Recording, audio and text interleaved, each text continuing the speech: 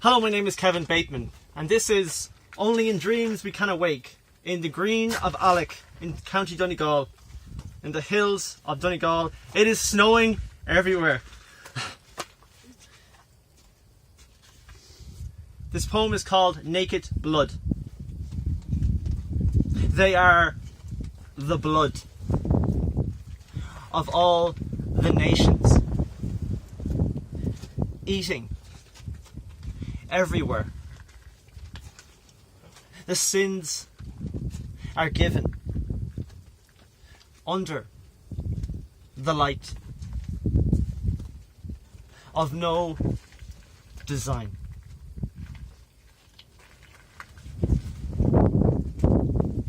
This poem is called Heal the Sister. Feel the light. Destroy your past. Evoke my blessing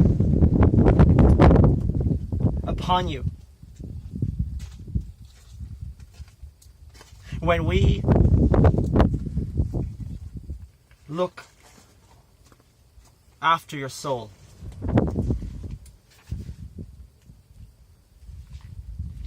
this poem is called My Beloved Soul. Complete from life, my spirit was not broke. I was murdered. All the dead are watching. Beware the night. It is a full moon. Whisper. Call upon the dead to give us knowledge. The knowledge can exist inside an egg. Thank you. This poem is called In the View of a Moon, but not noticed. Intuitively feels right. Parents are repression. The eyes follow me into darkness. The rapture, if the breast. What can I hear? Our druid knowledge. Thank you. And I give you PM Spunk.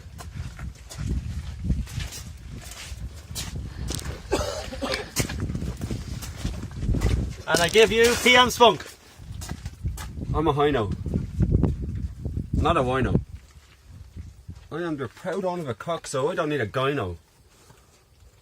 Fuck the lino and referee. I have got no eyebrows, so I am defenceless against sweat, water and debris. Fee, na Fianna Fáil.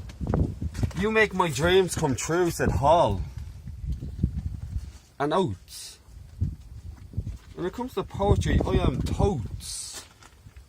The best in the world at what I do. Who?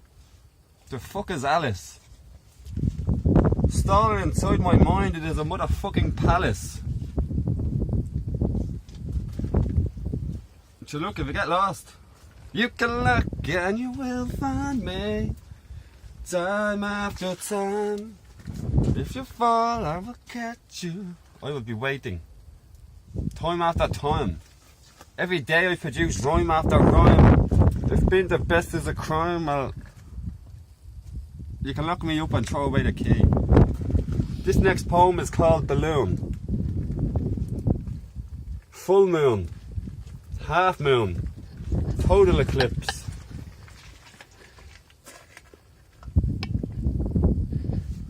Whenever I see a Jaffa cake, I am nicking my lips. I don't give a fuck if it's a lifetime on my hips. Cause my heart skips a beat. So it only moors. A cat purrs. A dog barks. Sharks. And my favourite fish. The dish. Run away with the spoon. I am a spoken word tycoon. If you have ever doubted me, you're a balloon. I try to say goodbye and I choke. I try to walk away and I stumble. Though I try to hide it, it's clear. My world crumbles when you are not near, said Macy Gray. Today's the day. The teddy bears had their picnic. I almost got sick when I watched the human centipede. Puff puff pass the weed. Speed kills. Windows have sills. Bills in prison. He made some very bad decisions. Circumcisions are fucked up. I'd rather watch Two Girls, One Cup. Yup. The flats. All haters are rats. AKA ass hats. They can say what they want because I don't give a rat's. Thank you. And I give you Joanne McLaughlin.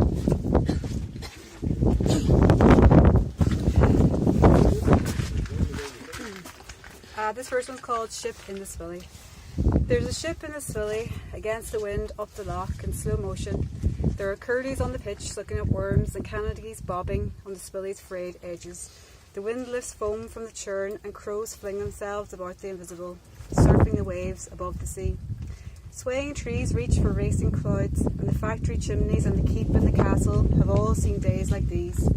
On the bridge, men loyal to their dogs watch the river fight the tide. They've never seen rain like it. Their phones confirm a Dutch fishing vessel. The only ship in the Swilly turns to face Desmond, volley off Fawn Hill, into the fjord, where some sought refuge and others fled. This next one's called Going to Get Coconut Milk. When I saw a heron fly, its bony wings spread in prehistoric motion, I thought it a modern dinosaur, and me just a mammal mammy on the hunt to the supermarket, and all the people driving by in their primitive machines may as well have been the Flintstones. I thought of future archaeologists when they uncover us, our bits of bone and perfectly preserved plastic water bottles. What will they call us? And will they wonder why we were so thirsty all the time? This last one's called Topsoil. The trees behind the house sound like the sea, and live cotton droplets vibrate on the window pane. Today the invisible rains. Driving out of the town, the land outside has probably always looked the same. The gorse rattles, its first yellow flowers flicker, and spiky fingers scratch. The soil is black and sodden from this relentless lashing. Below a pair of bronze earrings, snug in the earth gleaming, will never be found. Thank you. And I give you Niall McCabe.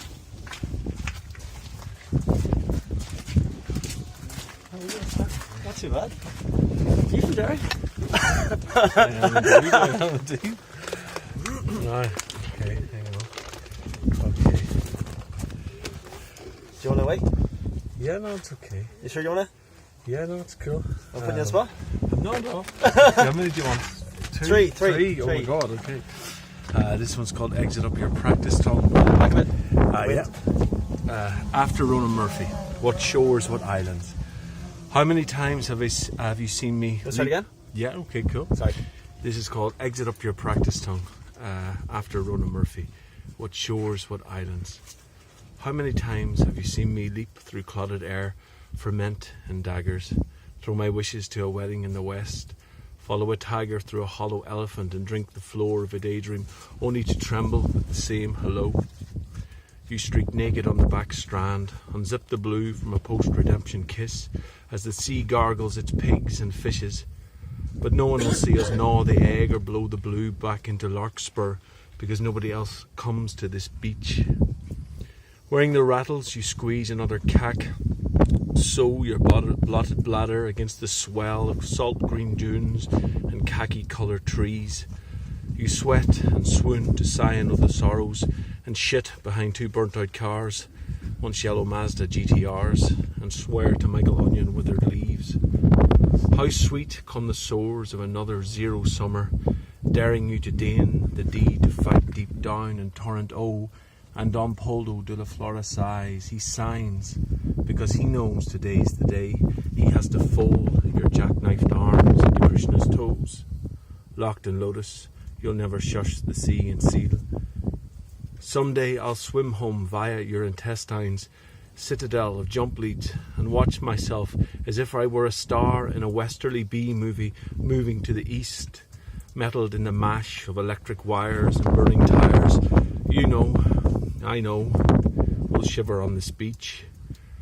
The fire's cracked with enough clicking to piece a genocide from Mona Lisa's tash, prize gelignite from Savello's curling fingers and blue apples off the veritable shoulders of saints who meandering miss the meaning behind the wall of a well-mannered mark. Because sunlight sometimes needs another brute to burn, to blow open sweet storm gobs to sing, and seraph, watch how Phoebus plucks himself from all those whispers and twists the word to love inside the whirlpool, as violent as the violet crimson sea. Okay, alright. And a longer one now. Let's see. Okay. Notes from the Archangel of Aldi. Anyway, she said, there's room for another room inside this room, a substitute for the universe painted blue. Don't unclip your petroleum belt here. Follow the pseudopods and psychiatrists, those chemical imbalances, the fractal geometry of 11-foot paths into the teeth and dark. Perform a U-turn of intergalactic mentality and you'll find yourself spectacularly inside an astral and indefinable someone else. And if you try to look order in the eye, all you'll find is the blind syllables of a story staring back.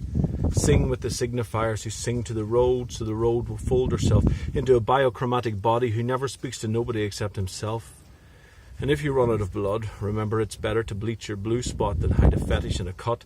By the way, she said, have you ever got lost in a box of chimpanzees while watching Casablanca on a colour TV? If not, try it, because all these people don't exist. 2. The locust goes to sleep during sleep in conditions requiring the attention of her dreams. She watches the norepinephrine arise with clusters of dopamine stars. Her identical nuclei is active and neurotic, possessing similar brain connections to a suffering new romantic strung out by reflections in a pond.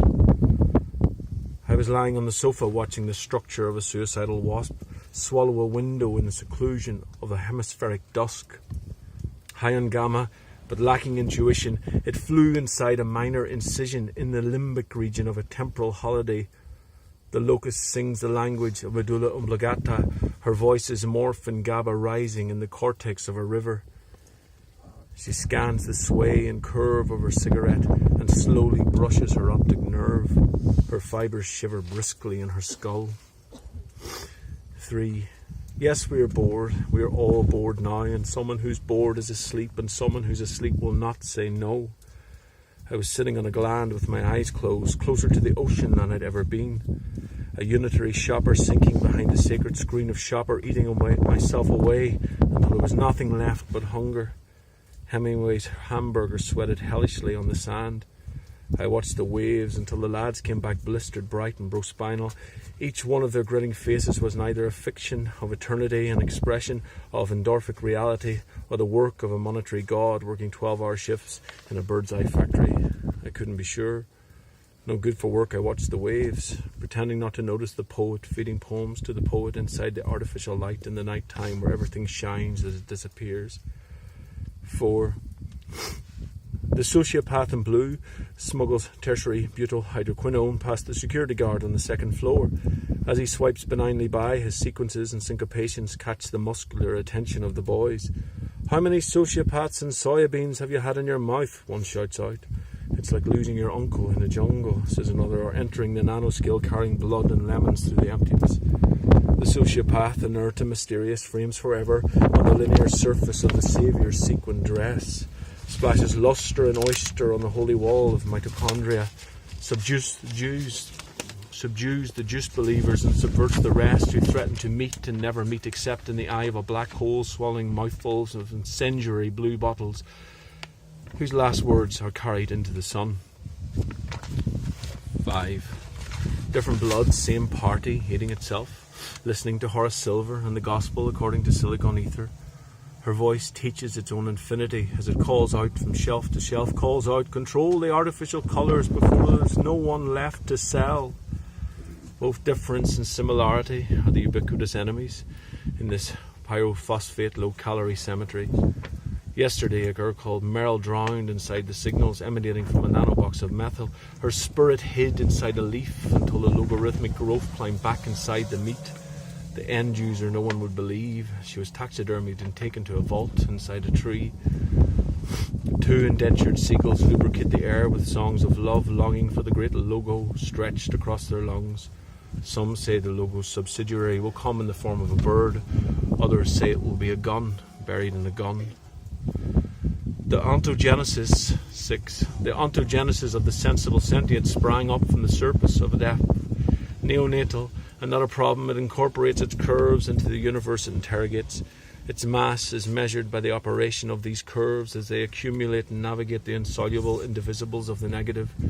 It has no regrets, nor is the representations it reciprocates locked in the spatio-temporal currents when it hibernates. It doesn't sleep for long. It exists. It seeks solitude and commerce and becomes incarnate in this solace. The only fact of its existence is yet unknown. And lastly,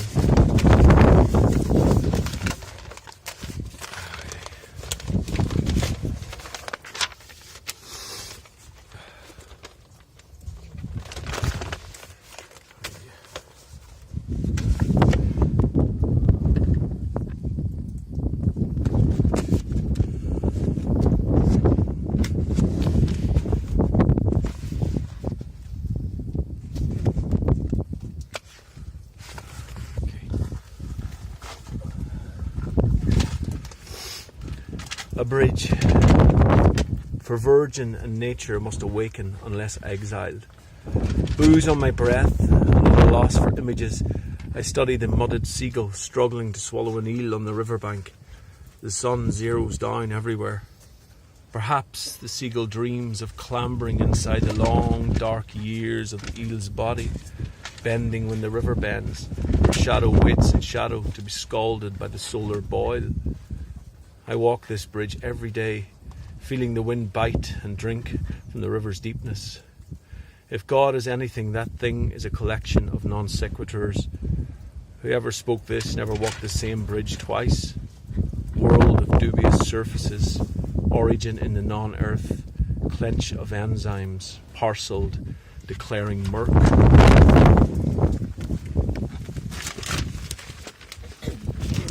And I give you Paul Laughlin.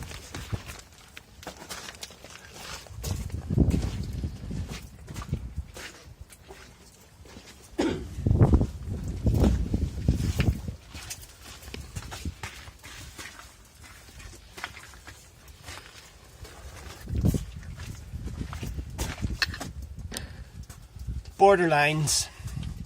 Contend that innocence is no defence for children killed at a border fence, and the crossings will remain fortified, however many innocents have died. Assert the state proclaiming "this is mine" absolves its soldiers of every crime committed at those border lines along which empathy declines. But when refugees refuse to cower, and each response grows more depraved, wherein lies the moral power, if thousands must drown, that we might be saved? Seo dan d'artegel Kino Calgi. Riv hact do Christ, Chias tu, co Jeric le Dudar, is trial don yart le Caesar, a car is corda anium, gan umra in nura de guhish, gan keel amask fuam nanal. The city and the people. The past that shaped the city echoes from its walls and gates through streets and squares that once reduced to conflict zones were locked in grids of hate. The forces that unmake a place deluded some and damaged more, but added only useless ruin to the waste and failures of before. But the people's spirit was not subdued. Each barrier raised was overcome. Their voices did still the mouth of the gun. And now, with purpose and resolve renewed, the people will meet whatever may come. Thank you. You want to do 2 more? No? We'll do one. One more, yeah? Little short one. Yeah. Sorry, put you on the spot. Okay. Galileo. Shocking on the old ones. Giddy Galileo, it's soon put right. The world can't always revolve around you, son. And I give you Belinda Bennetts.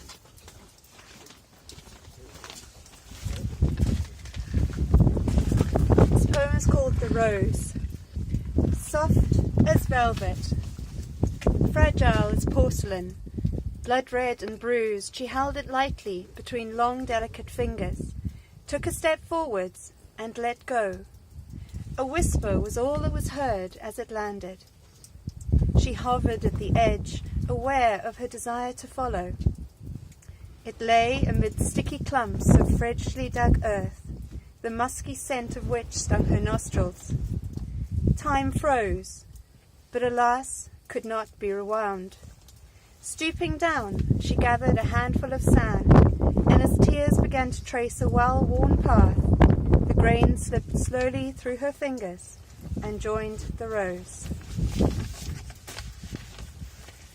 Cleansing waters. As the city slept, it fell softly and silently, trickling into every crevice. Although she did not wake, she knew, for it made its way into her dreams. She swam in a calm ocean, white flowers woven through her hair. Just as it cleansed the city, so it cleansed her. At first light, as she drifted between conscious and unconscious thought, she heard it falling on the roof, and upon opening her eyes saw it flowing down the window. She closed her eyes and drifted back to the ocean, to the waters that washed it all away. She listened intently, and the answers came. Slowly, she opened her eyes again and rose. It was over now. She was free. All that remained was the water, and she smiled. Only in dreams.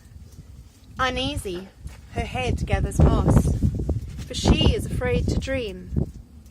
Trapped, inside a world of voices, illusion, frozen and afraid, while green fingers multiply and envelop her, feasting on her heart and soul until she no longer knows what it feels like to be alive.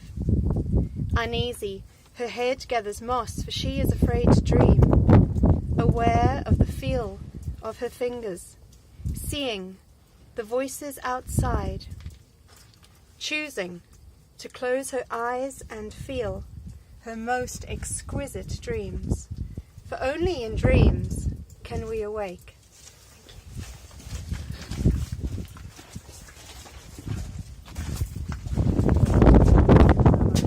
Hold it. You hold it first. You hold the camera first.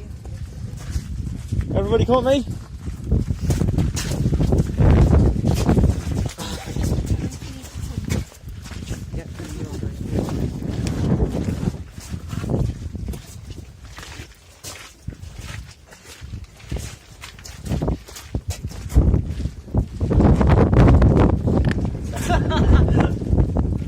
That's not good.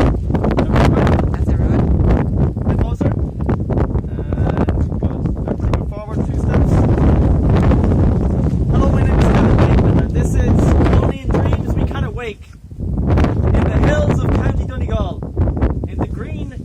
How do you pronounce it? Grianan Of Aileach. Yeah, there you go. Sorry, I can't pronounce it. I give you P.M. Spunk. Now, please. Joanne McLaughlin. Niall McCabe. Laughlin. Belinda Bennetts. Bateman. And we all bow. Thank you all very much.